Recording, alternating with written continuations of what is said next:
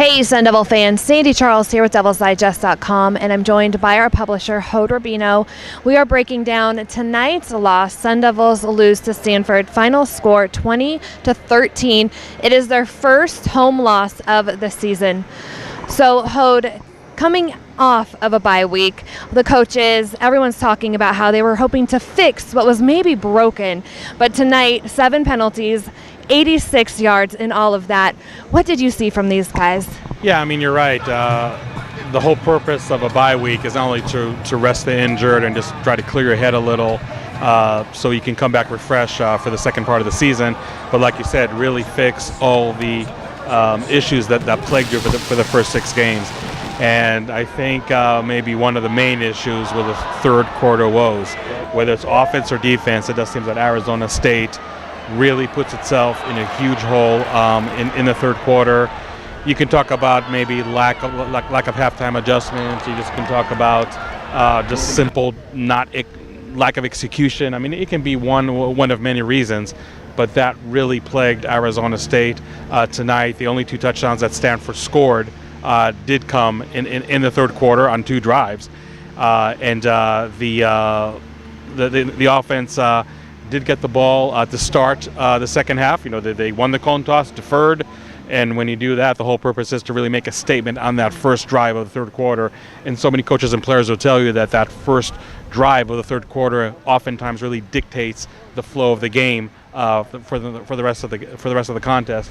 And for Arizona State to come and only score a field goal, and like I said, Stanford to score 2 touchdowns in that third quarter, it's really like the game's fate was sealed in that period, even though Arizona State obviously had a chance in the fourth quarter to come pretty close to tying the game. But really, when you dig yourself that much of a hole in the first 3 quarters, sometimes heroics in the fourth quarter are just not enough. And tonight's loss just manifested that much more. And like you said, it's just not enough. In the post-game press conference, Manny Wilkins was clearly emotional. You could tell he was crying, and he blames mostly himself. But you can't really blame only him. We've talked about it having a balanced attack, and total yards 437, passing 353, rushing 84, 2 interceptions. What was going on with the offense? I think the most disappointing thing is that Stanford, even at 4-2 coming into tonight's game, they ranked in the lower tier both in rush defense and pass defense. You would think this is really an opportune moment for an Arizona State offense that really, since that Oregon State game, has not been clicking, has not been really able to find its groove. And the fact that Arizona State was absolutely not able to run the ball at all against the Cardinal, and really had to give it up. I know there's something to be said that you need to take what the defense is giving you, but at the same time, if your offense becomes one-dimensional, that plays exactly into the hands of your opponent. I think Manny definitely would be the first one to say this is what wasn't at all his most accurate game in terms of passing. Yes, there's some passes dropped as well. So I think it was just really a bad snowball effect of all those aspects happening. And look, I mean, you don't want to talk too much about the refs. I mean, I understand could be, a wrong mentality associated with that, but there's something to be said about the same pass interference call being called on the Arizona State defense, and 2 of them are crucial. I know we'll talk about that in a minute, but it just seems like the same type of defense that Stanford was employing was squeaky clean in the eyes of the refs. I hate to put everything or most of it on the refs, but I think when you have such a tight game like this, sometimes you need breaks to go your way. And I'm also a believer that you have to make your own breaks, but at the same time, a bounce of a ball, a flag or lack thereof can really determine the outcome of the game. And I think that also hurt the offense as a whole. But something that I'm honestly kind of sick about talking about is that Arizona State cannot impose its will on a consistent basis when the defense is presenting you a certain look that is begging you to go away from the run or go away from the pass. I mean, it really worked both ways. And here you are, Arizona State, letting the defense dictate it for you. And sometimes you can't ask Manny to be, 70% accuracy when you can't run the ball. And on the flip side, you can't ask Benjamin to run like he did against Oregon State for a school record if the passing game really wasn't there. So I think that's just a really big issue with the offense right now. I think they really tried to do a good job spreading the ball.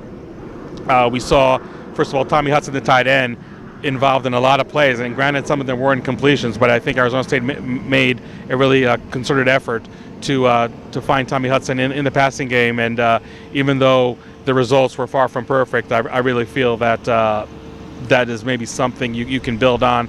Brandon Ayuk, Frank Darby had some big completions, but again, like you said earlier, you just need to balance it somehow with the running game. And when you're in desperation mode here in the fourth quarter, trying to tie the game, not every pass is going to be on the money. Not every pass is going to be for first down, and that's the predicament that Arizona State really finds itself.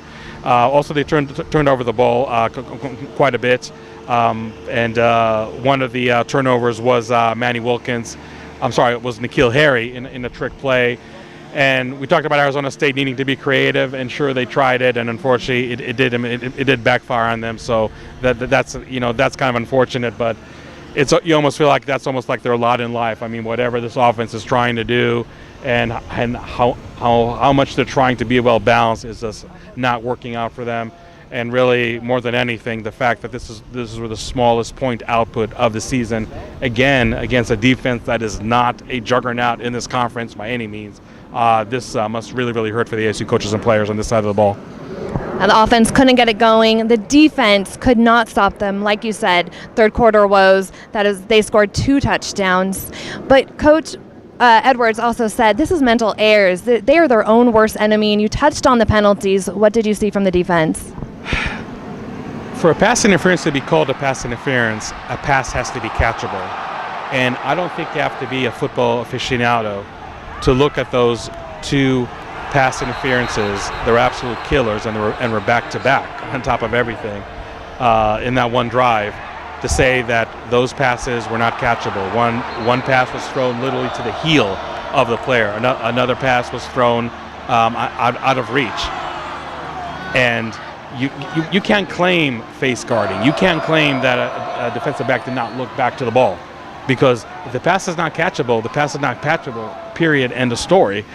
And I just feel in general, and this is not only college football, but the NFL, you got rules that are pretty simple, and I just feel that the interpretation of those rules are sometimes just, paralysis, paralysis by analysis, and or analysis by paralysis, the saying goes.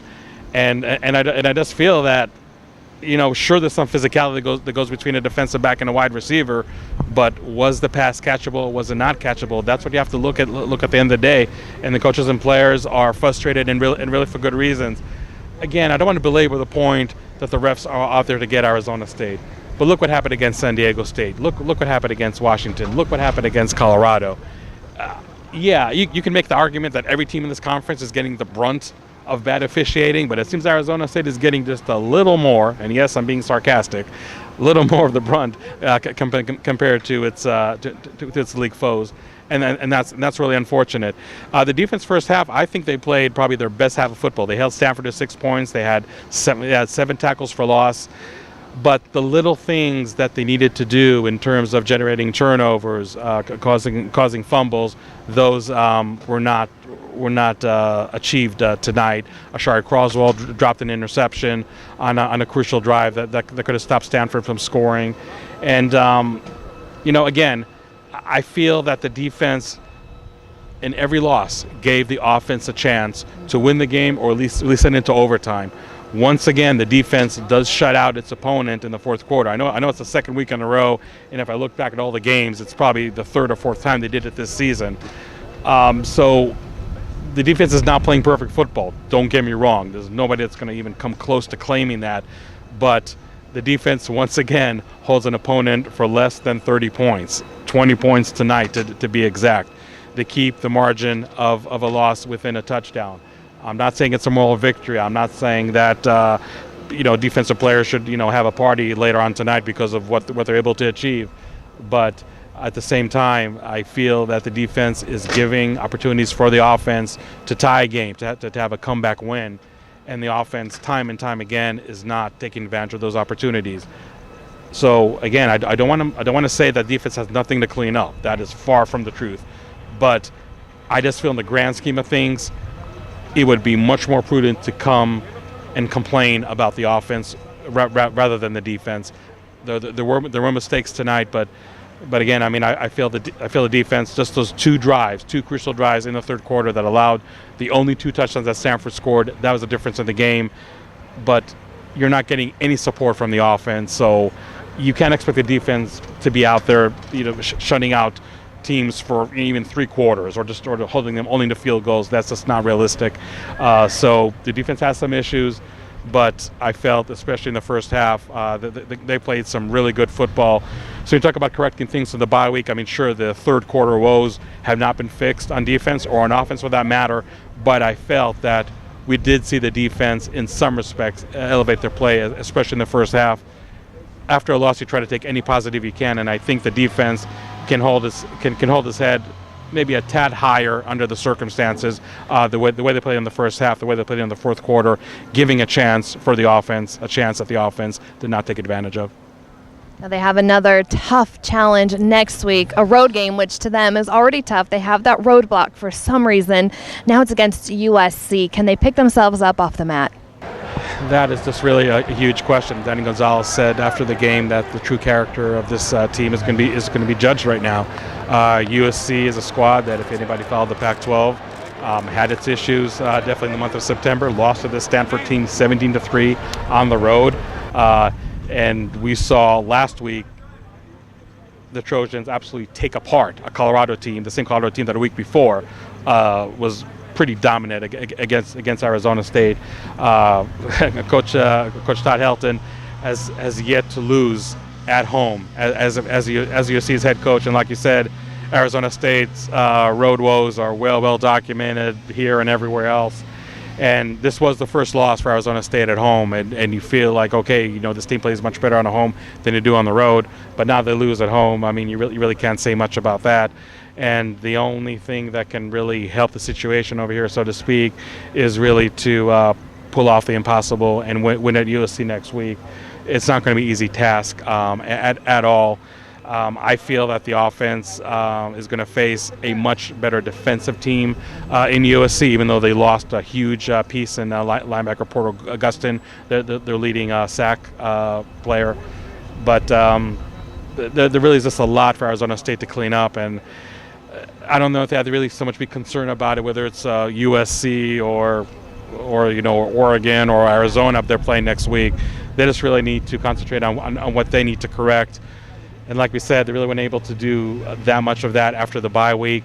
And maybe, just maybe, they can really somehow correct all the errors that happened tonight in time for USC. Maybe that couple days extra because USC is obviously playing on Saturday. Maybe that can help in the grand scheme of things. But again, the true character of this team is going to be tested. We talk so much about so many inexperienced and young players, especially on defense, but even a little on offense, that really need to step up this year and have them be able to do it on a consistent basis. You just can't stress how much this is really going to reveal the true identity of the team. The Sun Devils fall below 500 for the first time this year, and it's already been a seesaw season to begin with. I'll be interested, like anybody else, to see what's going to happen next week. And if you're feeling not too optimistic, I really can't blame you for that, because Arizona State has a lot to clean up, and they're facing a team that, at least in my opinion, right here, right now, even though that team lost 17-3 to Stanford last month, that team to me is head and shoulders much better than Stanford. So it's not getting easier. And if you want to really look ahead, you got Utah the week after that. Even though it's at home, you're probably playing back-to-back Pac-12 South contenders the next couple of weeks. It'll be really interesting to see how Arizona State comes out of it. Again, you just can't say enough how much the true identity of this team is going to be revealed this week, next week, and obviously for the rest of the 2018 campaign. Tough Thursday night football tonight. Thank you so much, Hode.